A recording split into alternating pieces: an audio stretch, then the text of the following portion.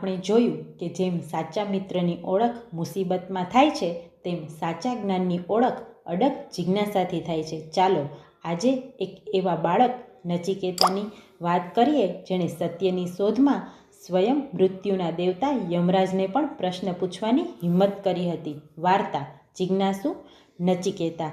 ઘણા સમય પહેલાં વાજસ્રવા નામના એક ઋષિએ મોટો યજ્ઞ કર્યો.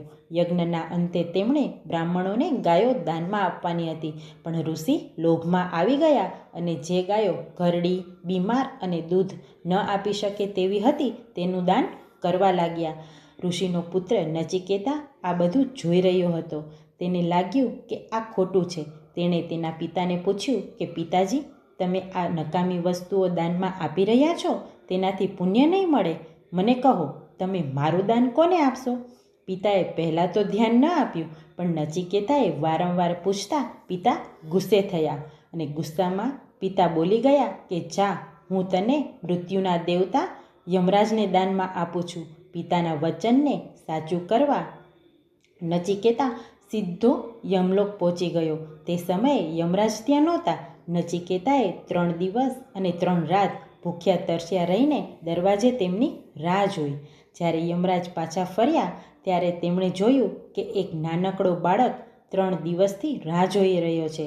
યમરાજ તેની ધીરજ અને નિષ્ઠા જોઈને પ્રસન્ન થયા. તેમણે કહ્યું કે બેટા, તે 3 દિવસ મારી રાહ જોઈ, એટલે હું તને 3 વરદાન આપું છું. માંગ, તારે શું જોઈએ છે? ત્યારે નચિકેતાએ માગ્યું પહેલું વરદાન કે તેના પિતાનો ગુસ્સો શાંત થઈ જાય અને તેઓ તેને ઓળખી લે. બીજું વરદાન, તેણે સ્વર્ગની અગ્નિ વિદ્યા વિશે પૂછ્યું. અને ત્રીજું વરદાન, સૌથી અઘરો પ્રશ્ન કે મૃત્યુ પછી શું થાય છે? આત્માનું રહસ્ય શું છે? જ્યારે યમરાજ પહેલાં તો નચિકેતાને લલચાવ્યો. સોનું, મહેલો અને હાથીઓ આપવાની વાત કરી, જેથી તે ત્રીજો પ્રશ્ન ભૂલી જાય. પણ નચિકેતા મક્કમ હતો. યમરાજે ખુશ થઈને તેને આત્મા અને પરમાત્માનું જ્ઞાન આપ્યું. આ બાળક આગળ જઈને મહાન જ્ઞાની બન્યો. આ વાર્તા પરથી આપણને બોધ મળે છે કે જો તમારામાં શીખવાની સાચી જિજ્ઞાસા અને મક્કમતા હોય તો તમે સૌથી અઘરું જ્ઞાન પણ મેળવી શકો છો.